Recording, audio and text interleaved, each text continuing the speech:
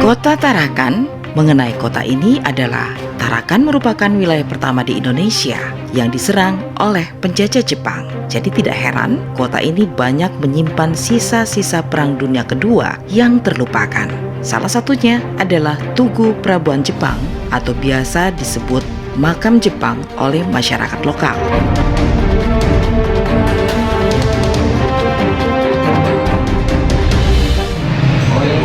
Terkait dengan sejarah eksistensi yang berhubungan dengan Jepang di Tarakan, kalau kita melihat data-data arsip-arsip yang terkait dengan Jepang, bangsa Jepang di Tarakan itu sebetulnya itu tahun 1930-an itu sudah banyak data-data yang menunjukkan keberadaan bangsa atau orang-orang Jepang di Tarakan. Nah, di masa itu sebetulnya untuk Tarakan itu berkenaan dengan tahun 30-an itu memang juga ada aktivitas pertambangan minyak di Pulau Tarakan yang pengelolanya adalah di bawah kendali kolonial Belanda. Tetapi yang kita perlu catat bahwa hasil minyak dari Pulau Tarakan itu salah satu konsumennya itu atau pembelinya itu sebetulnya juga adalah Jepang. Nah, beberapa kali Jepang, kalau dalam sejarah itu beberapa kali Jepang juga menawarkan minta izin konsesi untuk melakukan pertambangan minyak di Tarakan dan beberapa daerah di sekitar Tarakan, ya, tetapi itu tidak pernah diizinkan oleh Belanda. Nah, justru kalau untuk pengusaha-pengusaha Jepang yang menanamkan modalnya di wilayah Kalimantan, terutama Kalimantan Timur dulu, sekarang Kalimantan Utara, itu lebih banyak diberikan oleh Belanda konsesi terkait dengan eksploitasi sumber daya hutan sebetulnya. Jadi di tahun-tahun 30-an misalkan di Tarakan itu tercatat di wilayah utara itu ada 6 perusahaan perkayuan yang beroperasi di wilayah utara. Nah, termasuk di Pulau Tarakan sendiri.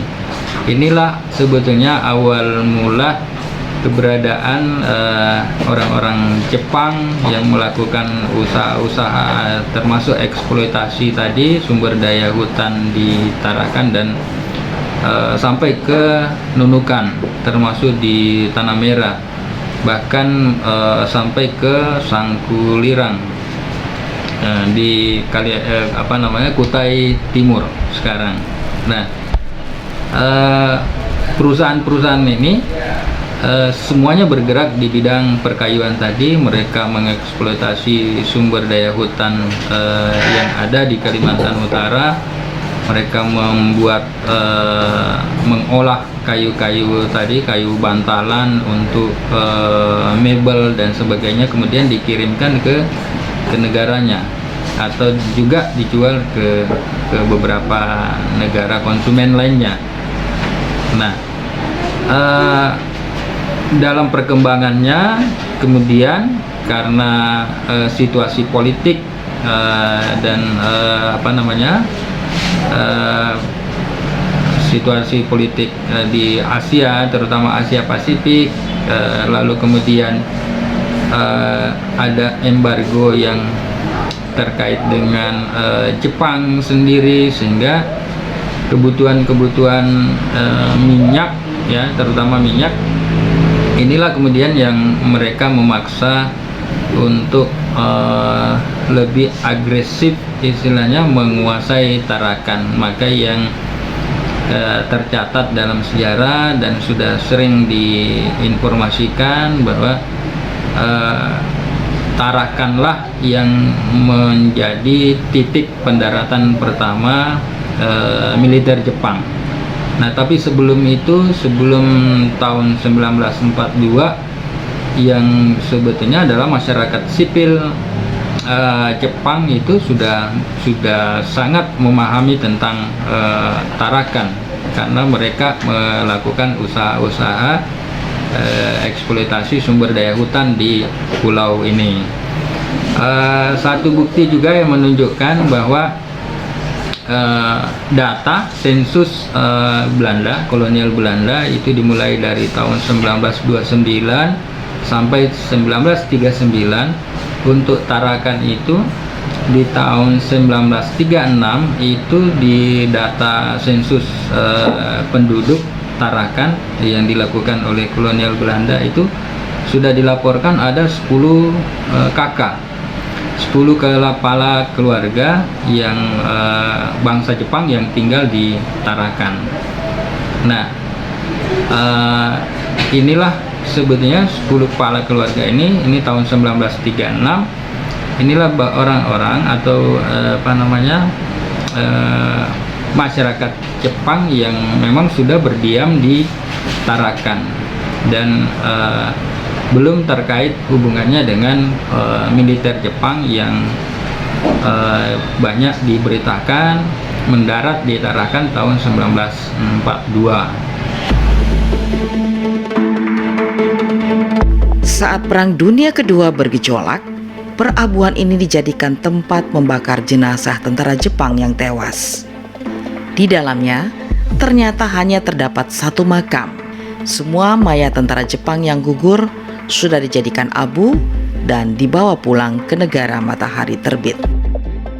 Terdapat setengah lusin nisan yang bertuliskan huruf kanji. Jepang mengalami 2 pertempuran besar di tanah ini.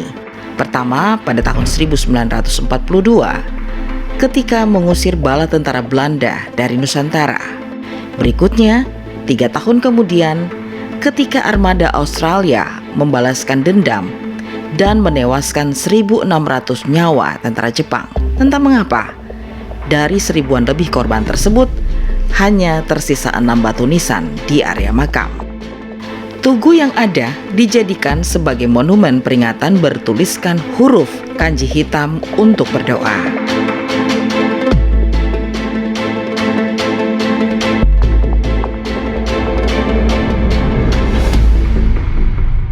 Nah, terkait dengan saat ini, mungkin kalau kita mau melihat secara autentik bukti-bukti yang menjadi bukti-bukti terkait dengan Jepang di masa sebelum perang di sini sampai tahun 1942 itu adalah salah satunya adalah monumen perabuan Jepang yang ada di Tarakan. Nah, dari monumen perabuan Jepang yang ada di Tarakan ini sendiri, di fisiknya monumennya itu, tuguhnya itu tugu perabuan Jepang ini, di situ sudah ada semacam data informasi yang dituliskan di bagian depannya itu ada aksara kanji yang menunjukkan bahwa ini kuburan, kalau di Indonesia kan kuburan orang-orang Jepang di Tarakan dan pulau-pulau sekitarnya. Nah, di tugunya itu juga diinformasikan bahwa tugu ini dibangun sejak tanggal 12 Desember 1933 dan difungsikan sebagai tempat bahasa penguburan atau difungsikan oleh orang-orang Jepang yang meninggal di Tarakan dan pulau-pulau sekitarnya. Nah, bahasa pulau-pulau sekitarnya, karena Tarakan ini secara geografis itu sudah dekat dengan di tahun-tahun itu sudah termasuk teritori yang dekat dengan perbatasan Inggris di utara. yaitu Malaysia yang dikuasai oleh Inggris. Nah, pulau-pulau sekitarnya yang dimaksudkan itu sampai ke utara wilayah perbatasan itu adalah Pulau Nunukan. Kebetulan juga memang di Pulau Nunukan itu dalam sejarah juga ada tercatat satu perusahaan bantalan perusahaan proses pengolahan kayu bantalan di Nunukan, juga dibangun tahun 1930-an itu ya, satu ada kemudian ke selatan bagian barat Pulau Tarakan. Di sini ada namanya Pulau Mandul. Kalau orang di sini lebih familiar menyebutnya Tanah Merah. Nah, kemudian ada juga di Pulau Bunyung, bahkan lebih ke bawah lagi, lebih ke selatan itu sampai ke Sangkulirang. Nah, ini area-area yang sebetulnya disebutkan sebagai wilayah pulau yang Tarakan dan pulau sekitarnya. Nah, orang-orang yang meninggal, orang-orang Jepang ini yang meninggal di tahun-tahun 30-an itu, terutama sejak 1933 itu semua di prosesi penguburannya, kremasinya itu dipusatkan di Tarakan, dan di tugu yang ada di Tarakan inilah sebetulnya kami lebih lebih tepat mungkin dikatakan sebagai tugu perabuan, karena kalau kita mau menyebutnya sebagai makam Jepang, sesungguhnya tidak ada makam, tidak ada mayat fisik yang dikuburkan, tetapi dia lebih pada tempat prosesi pembakaran, kemudian abu jenazahnya diupacarakan di tugu itu, lalu kemudian dimasukkan dalam wadah guci dan sebagainya. Kemudian informasinya gucinya itu juga nanti kembali dikirimkan dibawa kembali ke negaranya, ke Jepang sendiri. Jadi tapi satu hal mungkin yang menjadi catatan bahwa keberadaan tugu ini membuktikan, dan memang di situ ada aksara yang sangat kuat menunjukkan bahwa ini adalah tugu yang difungsikan sebagai prosesi prosesi penanganan masyarakat Jepang yang sudah meninggal di Tarakan dan pulau-pulau sekitarnya itu sejak 1933. Kalau tahun pembuatannya itu tadi di situ juga jelas tanggalnya, aksaranya memang aksara kanji, tapi kalau di Indonesia kan itu 12 Desember 1933.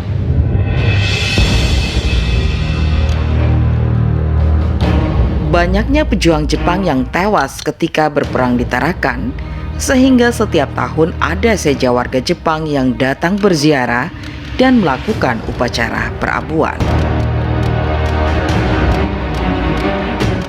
Ada benteng-benteng, ya, benteng-benteng, tapi itu tersebar dan dia tidak mengkhususkan sebetulnya bangunannya di satu tempat, tapi misalkan dia hanya membangun yang baru, tapi itu pada dasarnya itu adalah itu basis pertahanannya Belanda. Kemudian dia bangun juga di situ 1-2 benteng-benteng yang lebih kecil.